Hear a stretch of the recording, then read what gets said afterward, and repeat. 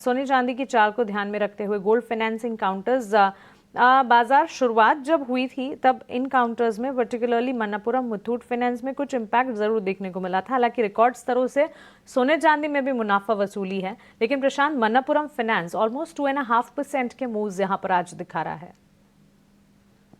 तो मानसी, मैं normally stock को ना ही ट्रैक करता हूँ ना ही इसको ट्रेड करता हूँ, क्योंकि ये काफी वोलाटाइल है।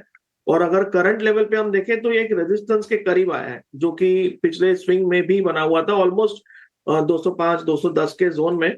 तो मेरी सलाह होगी, अगर किसी के पास पोजीशन हो, आपको क्लोजली ट्रेल करना होगा 200 के जस्ट नीचे, 199 198 का स्टॉप लॉस रख के। और इसके अलावा लॉन्ग या शॉर्ट की कोई सलाह नहीं होगी, सिर्फ एग्जिस्टिंग किसी के पास पोजीशन है वो स्ट्रिक्टली इसको ट्रेल करे। स्टिंग पोजीशन से स्ट्रिक्टली ट्रेल करे, ये राय कोई नई पोजीशन या सेल की सलाह नहीं। वॉलेटाइल है और इसी के चलते प्रशांत इसे ज्यादा ट्रैक नहीं करते। लेकिन अलावा टेक्समैको इंफ्रा यहाँ पर भी करीब 3% से ज्यादा की तेजी के साथ कारोबार दिखा है। 97.5 के आसपास कारोबार करता हुआ। प्रशांत, क्या राय होगी टेक्समैको इंफ्रा और रेलटेल, इन दोनों ही रेलवे रिलेटेड स्टॉक्स पर?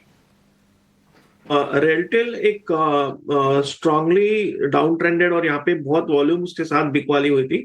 तो मेरी सलाह होगी कि यहाँ पे अगर पोजीशन हो, कोई रैली मिले तो वो एग्जिट के लिए यूज करनी चाहिए। करंट लेवल्स पे आपको 305 306 को ट्रेल करना चाहिए। और टेक्समाको को अगर हम देखें तो यहाँ पे मुझे लग रहा है कि आप टेक्समाको रेल की बात करें या इंफ्रा की? को इंफ्रा।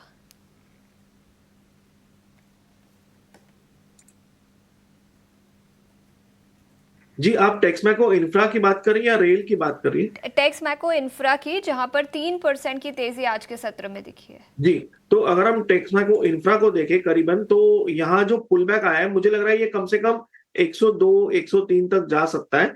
बट यहाँ पे कोई भी फ्रेश डिप्लॉयमेंट या एक नजरिया चेंज करने के लिए जो लेवल अहम है वो होगा 110 110, जहाँ पे ऑलमोस्ट 20 दिनों के एवरेज प्लेस्ड है। इसके ऊपर क्लोज हो तो हम नजरिया चेंज कर सकते हैं। फिलहाल मुझे लग रहा है कि ये पुल बैक 102 3 तक ले जा सकता है।